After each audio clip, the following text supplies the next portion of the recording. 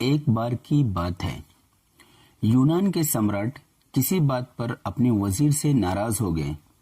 ناراضگی میں انہوں نے وزیر کے لیے پھانسی کی سزا کا اعلان کر دیا۔ پھانسی کا سمے شام کے 6 بجے مقرر کیا گیا۔ پھانسی کی سزا دیے جاتے سمے وزیر دربار میں اپستھت نہیں تھا۔ سمراٹ نے سینکوں کو آدیش دیا، جاؤ جا کر وزیر کو بتا دو کہ شام کو ٹھیک 6 بجے اسے پھانسی پر لٹکا دیا جائے گا۔ سمراٹ کا آدیش مان سینک کی ایک ٹکڑی وزیر کے گھر پہنچی۔ اس کے گھر کو چاروں اور سے گھیر لیا گیا۔ کچھ سینک گھر کے اندر گئے۔ اندر جانے پر انہوں نے دیکھا کہ وہاں تو جشن کا ماحول ہے۔ اس دن وزیر کا جنم دن تھا۔ اس کے گھر پر رشتہ داروں اور دوستوں کی چہل پہل تھی۔ سنگیت بج رہا تھا، ناچ گانا چل رہا تھا، پورے گھر میں پکوان کی خوشبو پھیل رہی تھی۔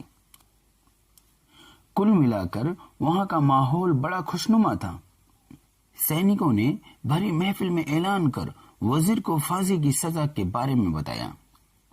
یہ بھی بتایا کہ پھانسی شام 6 بجے دی جائے گی۔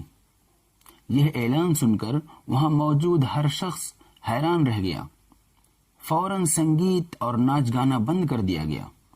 رشتہ دار، دوست اور پریوار جن اداس ہو گئے۔ تبھی کمرے میں چھائی خاموشی میں وزیر کی آواز گونجی، اوپر والے کا لاکھ لاکھ شکریہ کہ اس نے پھانسی کے لیے شام 6 بجے تک کا وقت دے دیا۔ تب تک ہم سب جشن منا سکتے ہیں۔ وزیر کی بات سن کر دوستوں، رشتہ داروں اور پریوار جنوں نے کہا، کیسی بات کر رہے ہو؟ پھانسی کی سزا سنائی گئی ہے تمہیں اور تم جشن منانا چاہتے ہو؟ وزیر نے کسی طرح سب کو سمجھایا اور جشن پھر سے شروع کروایا۔ دوست اداس تھے، لیکن وزیر کی خوشی کے لیے جشن میں شامل ہو گئے۔ یہ خبر سینکوں دوارا سمراٹ تک پہنچائی گئی۔ سمراٹ پورا ماجرا جاننے وزیر کے گھر پہنچا۔ وہاں پہنچ کر جب اس نے سب کو جشن مناتے ہوئے دیکھا تو وہ بھی دنگ رہ گیا۔ اس نے وزیر سے کہا، تم پاگل ہو گئے ہو کیا؟ شام 6 بجے تمہیں پھانسی پر لٹکا دیا جائے گا اور تم جشن منا رہے ہو؟ وزیر بڑے ہی ادب سے بولا، حضور، آپ کا بہت بہت شکریہ کہ آپ نے پھانسی کا وقت شام 6 بجے مقرر کیا۔ اس طرح مجھے شام 6 بجے تک کا وقت مل سکا۔